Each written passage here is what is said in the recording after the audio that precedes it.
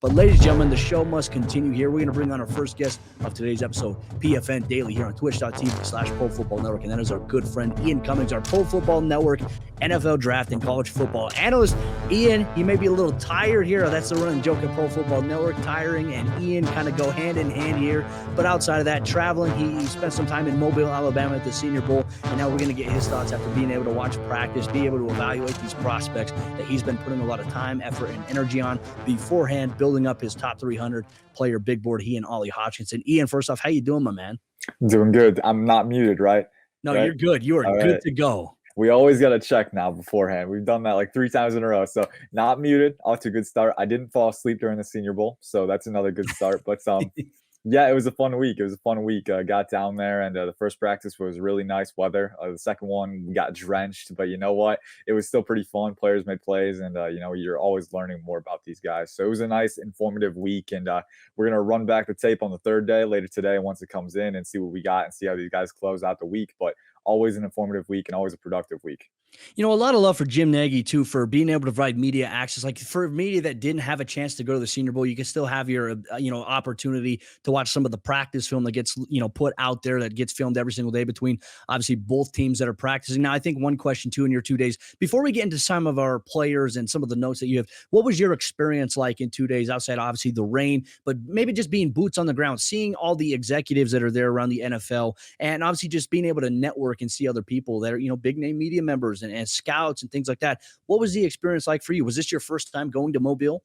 This was it was my second time. Last year was my first time, but really last year, with COVID, everyone was wearing masks. There weren't nearly as many people there. So this was kind of the mulligan, right? And it's kind of a culture shock when you're there the first time, because you'll be walking around and like 10 feet from you, that's John Dorsey, or there's Mike Tomlin on the sidelines, like 50 feet away from you, or Ryan Poles, the new Bears general manager. So it is something you have to adjust to, and for me personally, being new to the scene, it was a lot to take in, but it's fun at the end of the day. And you walk up, you say hi to people, you realize they're all just there to watch football. And, if you talk ball, you're in the right place, so it's a great environment to be in. And you can learn a lot from these guys if you go walk up to them and, bounce off of them. And, a lot of people see the same things out there. So it's a fun time, a great networking event. And obviously, the breakfasts to interview players, to mingle with guys. I didn't get to go to those.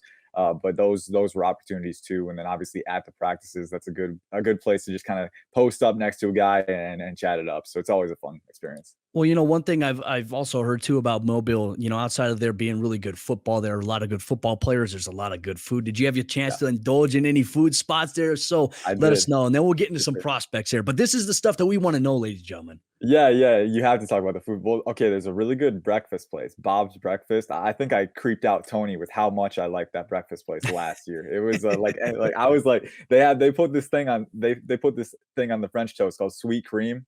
You mix that in with the syrup, man. It's so good. And there was like alligator sausage, so it's crazy. And then there's this place called Wenzel's where you got seafood. I had oysters for the first time. Cam peer pressured me into it, and it was interesting. It was pretty good though. It's one of those things. I was telling Cam this morning. It's one of those things you have to have once before you have it twice. If that makes sense, right? Like you got to get it out of your system first. So it was okay. It was interesting. I feel like everyone would have a different experience there, but the food is very good. It's high quality stuff. It's stuff you can only get down there. Like I'm never gonna look at seafood the same way again. So that's something that kind of sets the new standard for you. It's a great experience if you guys even if you can't go to the Senior Bowl, Mobile is a great location as well. A lot of nice food places, and I think that was where Mardi Gras originally started. That was kind of the factoid that's been passed around there. So there's some history there too. It's a nice place. Well, obviously, a lot of insight from you, Ian, on the food and obviously Mobile, Alabama. Let's get to some of your insight here on some of the prospects we were able to see. We had Ollie on last week to talk about maybe some of the top 5 prospects that he had his eyes on watching the Senior Bowl coming up throughout the week. And I think one of the things to look at, everyone's talking about the quarterback position. So let's get into your quarterback notes here. Obviously, some of the prominent features, we're going to talk about Sam Howell, Malik Willis, but there are other quarterbacks there. But the standouts, who were the quarterback names that really stood out so far in practices in Mobile? Yeah, it was an interesting week in that I'm not sure any one quarterback separated themselves a ton. I do think that, you kind of had a pecking order that was rising to the top at the end of day 2. Now, obviously, we'll get to go back on day 3 and check because really, for me, day 1 is kind of it's kind of a tune-up, right? You kind of weigh that day a little less because these are quarterbacks coming in with new receivers that they need to establish chemistry with. So that's kind of what they spend the first day doing, is establishing that chemistry and that sense of timing. Now, obviously, you have some quarterbacks who have their wide receivers on their teams, like Carson Strong and Romeo Dubes, Desmond Ridder and Alec Pierce. So, that kind of gives them a leg up early on, but you're usually throwing to different receivers. So it takes some time to get that chemistry. And I will say, the second day, having that pouring rain, that kind of eroded at that chemistry building too, because like you're starting to get into that rhythm, and then all of a sudden you have another obstacle to deal with. So, but it was good to see them kind of deal with that. Good to see how they responded to it. I think that Sam Howell had a really good second day. I think that he was dealing a really good first day. The second day was a little. There were still some flashes, and I think he did enough where he kind of separated himself as one of the top two quarterbacks in that group. I think Malik Willis did a really good job too. And with Willis, he doesn't have to be perfect. None of these guys have to be perfect. Yeah. They're really showing off his tools. There were some nice throws that he made. There was one where he zipped it into a tight window on the hash. There was one where he was kind of rolling across, against his body to the left and kind of dish it to a tight end and led him perfectly. It's little things like that. And I know Mark Brunell, the quarterbacks coach for the Lions, was talking about it was a simple read, a simple progression that Willis went through, but going from left to right and getting through 5 reads, he was very excited about that. It's a simple dump off at the end of the day, but for Brunell, for Willis, who had struggles working in structure in college, seeing him do that at the Senior Bowl, seeing him be able to do that was a nice step in the right direction. So that's what these guys are here to do. They're here to learn. I thought that Desmond Ridder, he had a pretty off first day, but he kind of improved a little bit on the second day. He's one of our risers on our site, so that was a nice thing to see. I'm really looking forward to seeing his third day and how he performed then, because, if he can put it together, he's got the tools, and he's got the character too. So he's going to win someone over. Kenny Pickett was not as good as I was expecting, and that's kind of the conversation that people are going to have, especially on that second day with the rain. I don't think, people are going to say, I think it did impact him a little bit, but I think it impacted everybody a little bit. So I'm not sure how you can say. You have to see what's the difference between how it impacted Pickett and how it impacted other guys. Pickett was still getting pretty good velocity on his passes at times, but he did sail a couple. I know me and Dalton were talking about one where it was kind of in the back of the end zone and went too high. Looked like his elbow might have been tucked in a little bit more, and that pushed it up. So I'm not sure if it was the hands or just mechanical inconsistencies, which he's usually pretty good with those. So maybe just kind of the jitters. But I think the third day is really going to seal in where these quarterbacks perform. But I think looking at it from the bird's eye view, I think Willis and Howell really helped themselves out this week. Ridder did too. Strong had a good day one, but his second day he was sailing a lot of deep passes too. So I think the third day is really what seals it in and kind of locks it in. If you can bounce back then, that's really all that matters. End it on a high note. What about Carson Strong? I know the Nevada quarterback, there's been a lot of conversation too. He's got a big arm. How did he look in practice? Yeah, and you're absolutely right. The first day, I think his arm definitely popped more than the other guys. And I think it was Strong, Willis, and then everyone else. In terms of the arm talent, how quickly it pops off their hand, getting that velocity on it. Carson Strong really whips it. He's got really good, he's got a really good release up front. I do think, though, there were times in the second practice where he sailed him a bit, and I think it was, his mechanics looked a little off when it was in rain. I don't know what the issue was, but there were times when he wasn't quite getting as much push on that ball. Sometimes he was kind of, constricting his release, and that caused it to kind of tighten up and sail those passes. So I'm not really sure what the issue was for him. That's one where I'm looking for, his third day tape and seeing, what can he do to respond to that and kind of bounce back from there. Because I do think, he's got a good base, he's got pretty good lower body mechanics, and he can navigate the pocket. He's shown that, it's just a matter of reining it in up top, making sure. And with quarterbacks, you always want the lower body first. Lower body kind of takes precedence because the lower body dictates the upper body. If your back foot kind of falls away, that's going to tug your front shoulder up and push a lot of passes high. If you can stay level in the lower body, that really helps your shoulders stay level. And I think with Strong, his shoulders were kind of a little inconsistent at times. So I think reining that in on the third day could do good things for him. But I think, again, like we said earlier, just show that you have the upside worth investing in. And another thing too, he wasn't wearing a knee brace. He was wearing some padding, but he wasn't wearing a knee brace. And he was actually, moving a little bit. He's not going to be a creator, right? But he was moving and making some off platform throws. So that alone too, could help, give guys some solace in investing in him, because that knee was another issue. That's something that's going to come up at the combine. Is he ready? Is that going to affect his durability down the line? I think he had a pretty good week in that respect, but from a throwing standpoint was a little inconsistent on day 2. So I want to go back on day 3 and see if he rebounded. Well, and one question I want to ask you too, because everybody puts a lot of stock in how these quarterbacks look. I mean, everyone's been saying that this quarterback class this year is not that strong. I think when you look at all the different quarterbacks, the different traits that they have, I mean, it's really hard to pinpoint because I think everybody compares it to like what you see with the standard quarterback in today's age. I mean, there's no Trevor Lawrences in this year's NFL draft when we talk about looking back at their college history or like the prolific premier generational potential talents there. That's the vibe right now. Now, do you think any of the performances here at the Senior Bowl, does that impact any draft stock? Does it negate it a little bit? What is your thought process on this from somebody who evaluates all these prospects? Yeah, I think it certainly could. Now it's different for every team, right? Like some guys might look at Howell and his ability to go through his progressions and say, like, hey, that's what I want. Some people might look at Willis, his ability to run, his ability to make guys miss and push those tight windows with his arm and say, those are the traits that I want to invest in. Some people might look at Ritter, a very high character guy, and they all are, but Ritter, is definitely a high character guy, and he's got the tools too. He's got the athleticism. He showed it off, and especially today, I was looking at some clips. There was one throw up the seam that he fit in there pretty good, had some velocity on that. So every team is going to see it differently.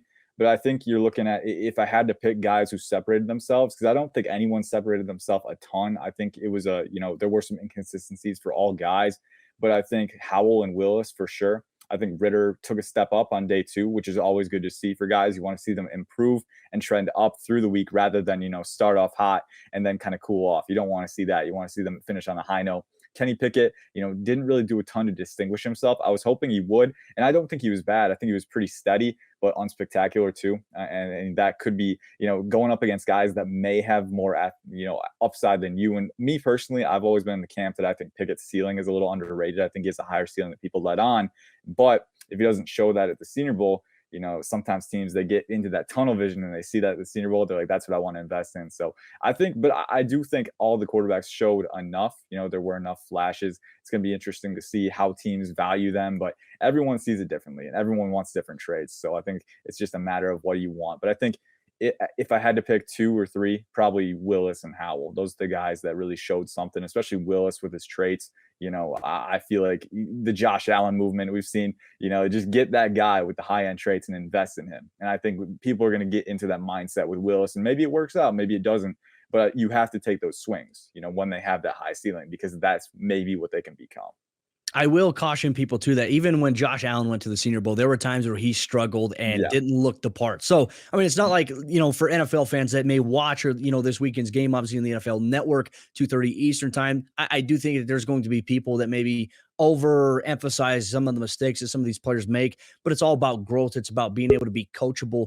I'm excited to see what kind of comes to fruition here in this game, obviously with the quarterback class, edge rusher, offensive line, defensive line, but we have a lot to talk about here. So let's talk about the offensive line versus the D-line notes. I mean, we talk about trench warfare, Ian, it's one of my favorite terms in football, trench warfare. There's a lot of talk about some of the defensive tackle prospects, edge rushers in this year's NFL draft class. What was something that you saw here at the Senior Bowl? Because obviously you get some one-on-ones that you do get to see between offensive linemen and protection against guys that are rushing the quarterback.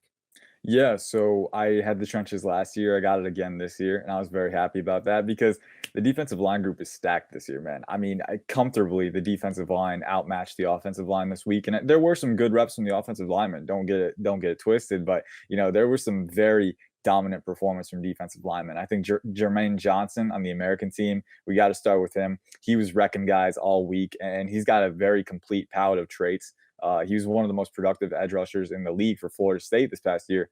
But he's got length. He's around 6'5", 260. I think, he's a little wiry, but he packs a lot of power and strength into that frame. He can wrench down anchors, and he was pretty twitchy and explosive in open space too. He was generating displacement and then acting on that. I love to see that, not just having the traits to put pressure on tackles, but also acting on that with your hands and capitalizing on displacement.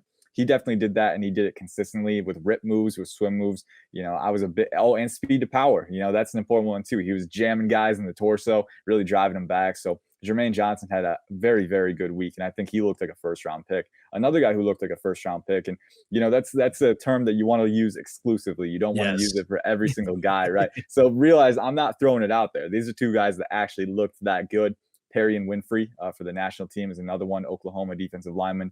He measured in a little bit over 6'3" with over 35-inch arms. So that is very good proportional length. Usually you see guys that are like 6'5" or 6'6" have that 35-inch arms. That's a long wingspan.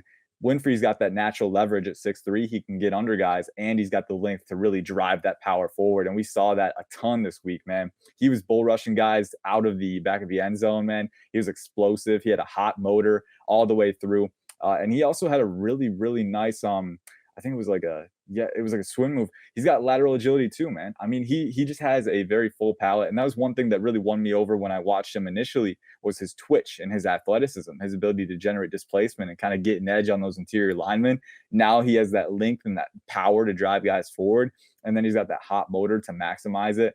Perrion Winfrey was absolutely dominant on the second day of practices, man. He was wrecking everybody. And I think you look at that, this interior defensive line class, after the first few guys, it's a little underwhelming, right? So looking for guys to step up, I think Winfrey is definitely that guy. And I think that he may have played himself into first round territory. Other guys that flashed, I think Dominique Robinson, Miami, Ohio, especially on the first day. He's an athletic guy, former wide receiver, and he converted to edge pretty late in his career, but he's toolsy. He's explosive. He's got bend.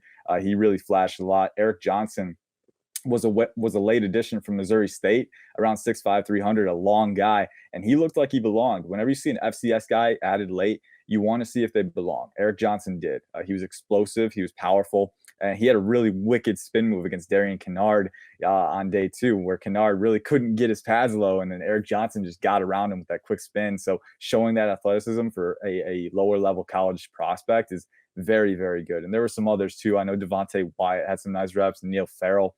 I could go on and on, man. I mean, it was such a fun practice for those guys, and the defensive linemen were eating it up. It was a very fun group. And if you want to see it all, you can go look at the practice reports on the site. I mean, it's a stacked group. And if you're looking for defensive line talent, this class has a lot to offer. Well, and as Ian said, if you want to check out the practice reports, go to profootballnetwork.com. Obviously, the college, the NFL draft section, Ian, Ollie Hodgkinson, Cam Miller, they have you covered with everything. Now let's get to one of my other favorite positional groups, where I'm a DB guy, Ian, and I was talking with Ollie about this. DB versus wide receivers. You get to see a lot in one-on-ones between these guys, and in particular with your DB prospects. I always feel like when you have these one-on-one situations and everybody's watching, I mean, I feel like it's more tailor-made to serve the offense, because you can give double moves, triple moves. You can pause up, especially if the DB gets on your hip, especially on a comeback route, and then you can back out, and obviously bail out there. I feel like one-on-ones need to be refined a little bit, but outside of that, you always look for the technical traits that DBs have, and wide receivers, how they stack against a DB, how they attack leverage if he's inside or outside or press at the line of scrimmage. A lot of prospects, but obviously some guys making noise. North Dakota State wide receiver Christian Watson, which was Ollie Hodgkinson's one of his top players to watch this weekend. Give us your notes on the DBs and wide receivers that you witnessed here at the Senior Bowl. Yeah, kind of like edge and tackle. I think it was pretty slanted toward wide receivers. And like we said on the preview, that's kind of how it is, right? When you don't have safety help, when it's you on an island, usually that's how it's going to be, right? So if you're a corner, if you get beat, I'm not going to write you off for that. Just show me you have good technique. Show me you can square up guys and match them, and stick to them. And, if you don't get it, it's fine. Just show me that you can do it. And I thought that there were some good reps from some guys. I think Roger McCreary, which he was kind of expected to be a solid guy because he's very good at using his feet first. He kind of has to be. He's only got 29-inch arms, so he's got a shorter wingspan, but he really makes up for it with his ability to match guys, his ability to move, use his feet first and press. And then really, he's physical either way. He plays beyond his frame. I think he had a good week. I think Alontae Taylor had some flashes. He's a physical guy. Sometimes lost track of the ball in the air, but he's got the explosiveness to close in, and he's physical to catch points. So Alontae Taylor was an interesting one. Tariq Woolen, I know everyone wanted to see him. He's a physical specimen, man. He gets really grabby though when people get a step on him. So I want to see him get rid of that, but he did show off some nice agility at the line to match guys. He's got great explosiveness. He's a good athlete. We know that. He's a physical specimen. If he can clean some things up, I think he could be a fun, versatile player. But going to the wide receivers, I think Christian Watson, yeah, definitely. That was the first name that came to mind when we were talking about this and when we were trying to figure out who we wanted to talk about. Christian Watson was very good this week. I mean, at the line, showing that agility. He had some releases that he used to generate displacement. You always love to see that. He was explosive upfield. And he had some really nice catches too. He can control his body. He can get up there and contort. And he's got the length too. He measured in at 6'4", and I think 211 pounds, which he was listed at, I think, 6'5", 206. So honestly, if you're 6'4", I would rather you be 211 than 205. If you're a little denser, maybe you can break tackles a little bit easier. So I thought it was a pretty good week for Watson. First off, measuring that well, some people were maybe worried that they tacked on 2 inches because sometimes schools do that. so maybe he comes in like 6'2", or whatever. But no, he was 6'4" flat. So you love to see that from the guy. And he's athletic too. He definitely showed that. But then also he can convert at the catch point. That's the most important thing. You can separate. You can use some nifty moves to get a step on your DB. But if you drop the pass, it's all for naught. So I think Christian Watson, not only taking the steps to separate and get an edge on his guy, but also snare it in at the catch point. I thought he had a very strong week, and one where he kind of boosted his stock. He was one of the best receivers there. Some other guys, Braylon Sanders had some really nice plays. He was a late addition from Ole Miss. I think there was some wasted movement in his releases. He got a little too overzealous sometimes, but he's definitely a twitchy, athletic guy who can separate, and he's got some circus catches downfield too. Some guys, I think Romeo Doubs, I wanted to see a little bit more from him at the catch point. I think he's got all the tools, and he showed it, being agile, being able to chop his feet and really sink his hips on those routes. But he was dropping a lot of passes. And, to be fair, a lot of receivers were dropping a lot of passes on day 2 because it was raining. The balls are slippery. That's how it's going to be. But you want to see him kind of hone in, especially for Dobbs, who that was one of the biggest issues for him on tape, was not always being able to haul catches in. So I wanted to see more from him there, but he does have the separation ability. Calvin Austin, man, Memphis, another guy. If we're talking about separation, that guy's a separation factory. He measured in at 5'7", 174, something like that. So he's smaller. He's not going to be drafted for his size. But for his size, man, he is a separation machine. He's explosive. He sinks his hips really well. Super energetic route runner. And the dangerous thing is too, like you can match him out of his break. Like you can play him well, but when he straightens out and starts to get downfield, he hits a rare second gear, man, where he can just stretch the field and really pull away from you. So you really gotta come to play when you're playing against Calvin Austin, because he may be smaller, but he's a very good separator, both in the short ranges with his agility and route running, and downfield with his pure straight line speed. So he was a fun one. I got to bring up Jaylen Tolbert too. I know if Cam's watching this, I got to bring up Jaylen Tolbert. But Tolbert had a great week too. I'm not just bringing him up to bring him up. And he measured in a little bit smaller, which was unexpected. But I do think he's still got great length for his frame. And he was showing that ability to use releases at the line too. I really loved his twitch and side to side agility to generate. We hear the term generate displacement a lot, but at the line, when you're one-on-one, it's all about playing the angles, right? You got to get an angle on the guy, so using your release to kind of get him off center and then get around him, that's how you do it. And I think Jaylen Tolbert did that, then exploded upfield. He sunk his hips really well, and he showed great ball tracking ability too. He can snare the ball in the air.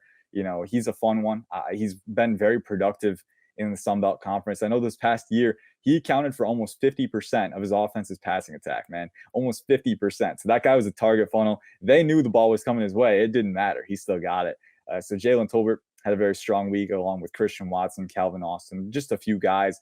I think overall the wide receivers beat the corners, but it was a pretty fun week, and especially at safety too. JT Woods took some reps at corner and actually had a nice play where he kind of used his recovery speed to bat down a pass. And then Kirby Joseph from Illinois, safety, was another one, a rangy guy. There was one play where he caught the tight end in motion. The offensive line was kind of feigning a zone blocking. It was RPO, and they were moving to the right. And Kirby Joseph, but he caught it. He recognized it because there's a tight end sneaking out to the flat. He flips his hips, closes in, deflects the pass with his 33-inch arms. You love to see that from the guy, that recognition and that ability to close and kind of react to it. So there were some great plays from guys, and that's what you're looking for, those flashes, because that's what you can work with. So I think overall it was a great week for those guys. Well, a lot of fantastic insight from Ian Cummings, our Pro Football Network, NFL Draft and College Football Analyst. Check out all the practice reports, all the recap, and make sure you all tune in this Saturday for the Senior Bowl on NFL Network. Ian, thank you so much for taking time out of your day to join us here today on PFN Daily. We appreciate you and can't wait to speak with you next time. Yes, sir, Cody. Thanks for having me. Ian always has the insight, the scoop, and obviously a lot of the fire, ladies and gentlemen.